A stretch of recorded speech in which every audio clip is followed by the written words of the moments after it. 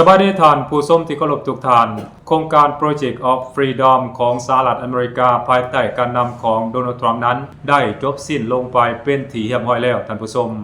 ซึ่งโครงการ Project of Freedom นั้นก็เป็นโครงการที่สหรัฐอเมริกาภายใต้การนำของโดนัลด์ทรัมป์ได้สร้างตั้งขึ้นมาเพื่อคุ้มครองการเดินเรือพาณิชย์ของประเทศต่างๆโดยเฉพาะแม่นเรือพาณิชย์ที่ยังค้างคาอยู่ในบรรดาท่าเรือของประเทศบ่ว่าจะเป็น UAE บาห์เรนคูเวตกาตาร์โอมานเป็นต้นบรรดาเรือพาณิชย์เหล่านี้จะได้รับการคุ้มครองจากกองทัพเรือของสหรัฐอเมริกาให้สามารถออกไปจากช่องแคบฮอร์มุซหมายความว่าจะการันตีความปลอดภัยให้บรรดากองเรือพาณิชย์เหล่านี้มีความปลอดภัยจากการโจมตีของกองทัพเรืออิหร่านได้นั่นเองท่านผู้ชมอเมริกาจะส่งกองทัพเรือของตนเองนั้นเข้ามาคุ้มครองบรรดาเรือพาณิชย์เหล่านี้หรือว่าเข้ามาคุ้มครองการเดินเรือที่จะแล่นผ่านช่องแคบฮอร์มุซนั่นเองท่านผู้ชมก่อนที่สหรัฐอเมริกาจะสร้างตั้งโครงการนี้ขึ้นมาอเมริกาก็ได้ข่มขู่ไปยังประเทศอิหร่านว่าห้ามบ่ให้อิหร่านนั้นเข้าไปแตะต้องหรือว่าโจมตีบรรดาเรือพาณิชย์และกองเรือทหารของสหรัฐอเมริกา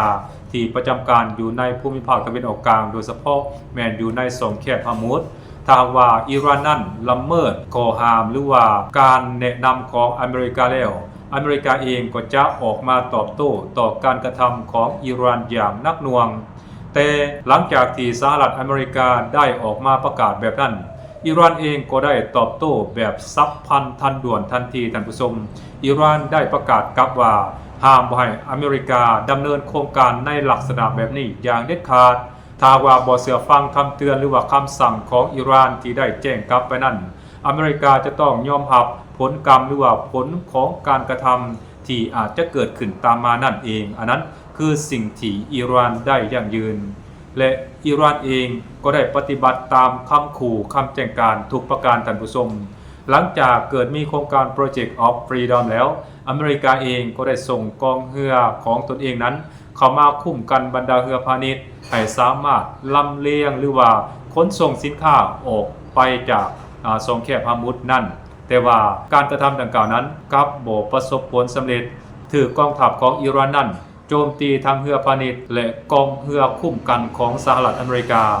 พร้อมกันนั้นสหรัฐอเมริกาเองก็ยังสูญเสียเครื่องบินสุโขทัยและก็สูญเสียเครื่องบินเติมน้ำมันนำอีกด้วยท่านผู้ชม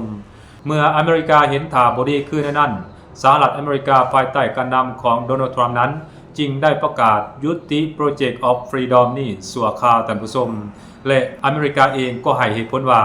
การยุติ Project of Freedom ชั่วคราวนั้นเป็นผลสืบเนื่องมาจากการเจรจาระหว่างสหรัฐอเมริกากับอิหร่านนั้นมีความคืบหน้าและก็เป็นที่พึงพอใจของสหรัฐอเมริกาเป็นอย่างยิ่งพร้อมกันนั้นโดนัลด์ทรัมป์ประธานาธิบดีของสหรัฐอเมริกานั้นก็ยังได้อ้างว่าปากีสถานประเทศที่3ซึ่งเป็นตัวกลางในการเจรจาระหว่างสหรัฐอเมริกากับอิหร่านนั้นได้ร้องขอให้สหรัฐอเมริกานั้นยุติโครงการดังกล่าวนี้ไว้ก่อนทั้งนี้ก็เพื่อสร้างเงื่อนไขหรือว่าสร้างสภาพแวดล้อมที่เอื้ออำนวยความสะดวกให้แก่การเจรจากันระหว่างสหรัฐอเมริกากับอิหร่านที่อาจจะเกิดขึ้นได้ในระยะอันใกล้นั่นเองท่านผู้ชมอันนั้นคือการออกมาอย่างยืนของโดนัลด์ทรัมป์ประธานาธิบดีของสหรัฐอเมริกาท่านผู้ชมแต่ข้าพเจ้าเชื่อในว่าความจริงแล้วมันน่าจะบ่แม่นแนวนั้นท่านผู้ชมเพราะอเมริกานั้นมักจะใช้มาตรการกดดันและก็มักจะใช้มาตรการข่มขู่นับตั้งแต่ขั้นเบาบางหาขั้นนักหน่วงขึ้นเป็นลำดับและในระยะผ่านมานั้นอเมริกาเองก็บ่มีท่าทีว่าจะอ่อนขอให้กับประเทศที่เป็นศัตรูและบ่ยอมเชื่อฟังคำสั่งหรือว่ามาตรการกำบัดของตนเองจักเถื่อท่านผู้ชมแต่ว่าในครั้งนี้นั้นอเมริกาน่าจะเจอต่อเขาอย่างจังๆแล้วท่านผู้ชมเพราะว่าอิหร่านนั้นบ่สนใจตามคำนับขู่และแห่งกดดันบ่ว่าจะเป็นแห่งกดดันประเภทใดก็แล้วแต่จากอเมริกานั้นอิหร่านบ่สนหรือว่าโนสนโนแคร์ทั้งสิ้นและที่สำคัญอิหร่านนั้นแม่นตอบโต้กลับหรือว่าประกาศสวนกลับต่อมาตรการข่มบาตรต่างๆของอเมริกานั้นทันที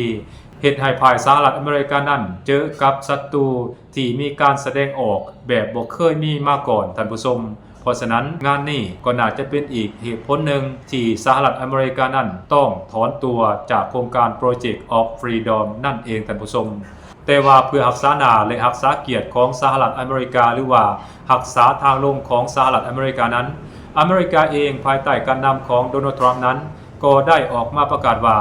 ถึงแม้ว่าอเมริกานั้นจะยุติโครงการ Project of Freedom ก็แล้วแต่โดยเฉพาะแม้นจะยุติการเคลื่อนไหวต่างๆยุติการคุ้มครองบรรดาเรือพาณิชย์ที่จะออกมาจากสองแคบฮามุดนั่นก็ตามแต่ทางด้านนอกสองแคบฮามุดโดยเฉพาะในบริเวณอ่าวเปอร์เซียนั้นอเมริกายังคงจะบล็อกบรรดาเรือพาณิชย์ต่างๆที่แล่นออกมาจากท่าเรือของอิหร่านอยู่อันนั้นคือสิ่งที่อเมริกาจะต้องดำเนินการต่อไปอเมริกาจะบ่ยุติโครงการดังกล่าวนี้แม้แต่น้อยเดียวทั้งนี้อเมริกาเองก็หวังเพิ่มแรงกดดันที่อาจจะส่งผลกระทบต่อระบบเศรษฐกิจของอิหร่านนั่นเองท่านผู้ชมเพราะถ้าหากอิหร่านนั้นบ่สามารถขนส่งพลังงานออกไปขายยังต่างประเทศได้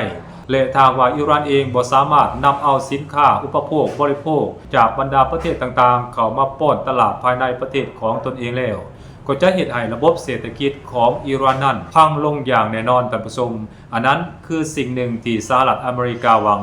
พร้อมกันนั้นสหรัฐอเมริกาเองก็ยังได้ออกมาประกาศอย่างแข็งขันต่อประเทศจีนว่าจีนนั้นควรดำเนินมาตรการกดดันให้ประเทศอิหร่านนั้นเปิดช่องแคบฮามุดให้มีการเดินเรือผ่านช่องแคบฮามุดนั้นได้อย่างเสรีและอเมริกาเองก็กล่าวเพิ่มเติมว่าอเมริกานั้นหวังอย่างยิ่งว่าจีนนั้นจะปฏิบัติตามคำเรียกร้องหรือว่าคำขอของสหรัฐอเมริกานั่นก็คือกดดันประเทศอิหร่านให้เปิดช่องแคบฮามุดและให้มีการเดินเรืออย่างเสรีนั่นเองอันนั้นคือสิ่งที่สหรัฐอเมริกาได้ประกาศกดดันต่อประเทศจีน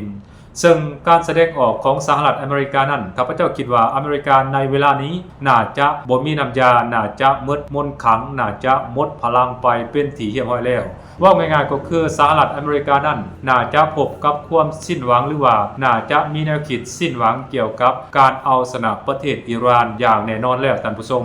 เพราะฉะนั้นมาฮอดเวลานี้อเมริกานั้นจึงพยายามใช้ทุกทางแห่งบ่มซ่อนใช้ทุกเครื่องมือเพื่อกดดันให้ประเทศต่างๆนั้นเพิ่มแรงกดดันต่อประเทศอิหร่านเพื่อให้อิหร่านนั้นยอมเจรจาสงบศึกและเพื่อให้อิหร่านนั้นออกมาประกาศว่ายอมแพ้สหรัฐอเมริกาไปเป็นที่เรียบร้อยแล้วอันนั้นคือสิ่งที่สหรัฐอเมริกาตั้งหน้าตั้งตารอคำตอบจากประเทศอิหร่านน่าจะเป็นลักษณะแบบสี่ท่านผู้ชมเพราะนับตั้งแต่ที่อเมริกาประกาศ Project of Freedom ขึ้นมานั้นอเมริกาก็ได้สูญเสียบรรดาทรัพย์สินต่างๆหลายสมควรแล้วท่านผู้ชมบ่ว่าจะเป็นการสูญเสียกองเรือสูญเสียยนต์สู่ 6 F16 และก็สูญเสียยนต์ตื่มน้ำมันทางอากาศนั่นเองท่านผู้ชมสิ่งนี้ก็น่าจะเป็นอีกเหตุผลหนึ่งที่ส่งผลต่อการตัดสินใจของรัฐบาลสหรัฐอเมริกาในการดำเนินนโยบายต่างประเทศแน่นอนว่าถ้าว่าเกิดความเสียหายหนักต่อกองทัพของสหรัฐอเมริกานั้นมันก็จะเห็นให้ภาคส่วนต่างๆของสหรัฐอเมริกานั้นบ่ว่าจะเป็นภาคประชาชนภาควิชาการนั้นจะกดดันให้รัฐบาลสหรัฐอเมริกานั้นถอนตัวหรือว่ายุติปฏิบัติโครงการดังกล่าวนี้อย่างแน่นอนท่านผู้ชมแน่นอนและถ้าว่าเกิดผลกระทบหรือว่าแรงกดดันจากภายนอกเป็นวงกว้างต่อรัฐบาลสหรัฐอเมริกานั้นรัฐบาลสหรัฐอเมริกาก็จะบ่สามารถทนต่อแรงกดดันเหล่านั้นได้